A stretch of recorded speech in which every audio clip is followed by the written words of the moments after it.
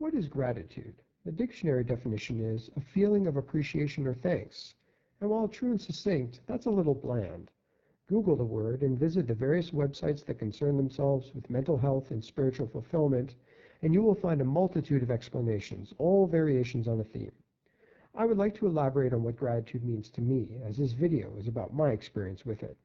I think gratitude is very closely linked to happiness, if not the actual source of it. Let's consider that. Say we go out with friends for a meal. We share good conversation, good food. We are happy. But why? It's because we are in the company of our friends. We sit around and see them and are grateful that they are there to share this experience with us.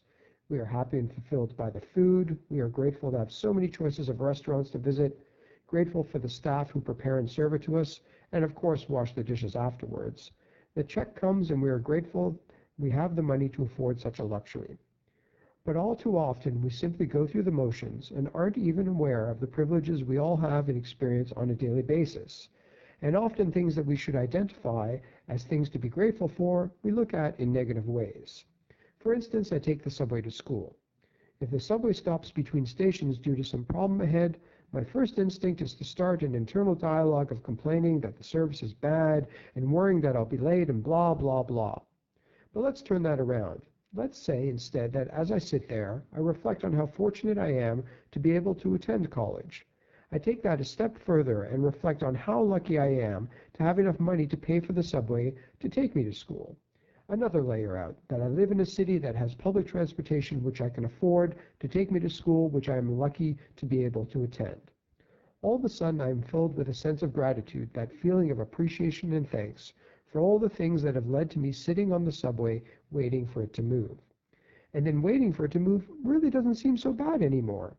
In fact, according to research, engaging in such mindful reflection can develop a stronger immune system, lower a person's blood pressure, lead to experiencing higher levels of positive emotion, create more joy and optimism in a person's perspective, enable a person to act more generously and compassionately towards others, reduce their feeling of isolation and loneliness, and finally, make them a happier person.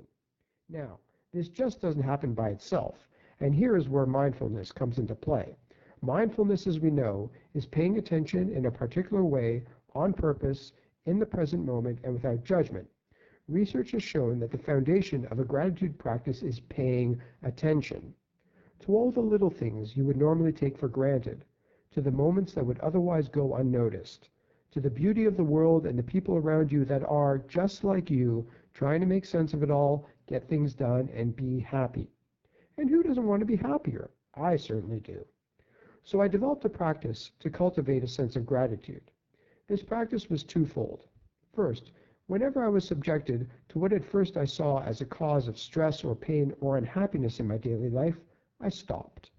I consciously made an effort to find something to be grateful about in the situation, to reflect on it, whatever that thing was, and to allow a sense of gratitude and happiness to replace whatever negative emotion I was originally experiencing.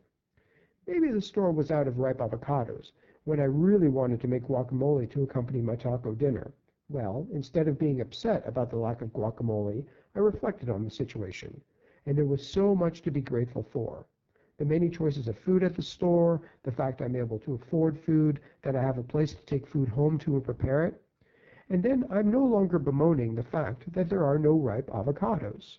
Instead, I am filled with a sense of gratitude and happiness at the life I am able to live. The second part of the practice was to every day consciously seek out and find something to be grateful for. And if we look for even a minute, there is so much to appreciate and be thankful for, to be grateful for. My cat, music, clean water, my girlfriend, I can go on and on. And truly, when I spend time recognizing and reflecting on things to be grateful for, I experienced many of the attitudes of mindfulness that we have been learning about. I didn't strive to change my environment or situation. I acknowledged the way reality was at that moment. I let it be. I stopped exaggerating the negative. I began to see the world in a fresh and exciting way, that it was full of possibilities, and I would be able to experience it all. I was grateful for being myself and living my life. And I found that I was, more times than not, happier. And who doesn't want to be happier?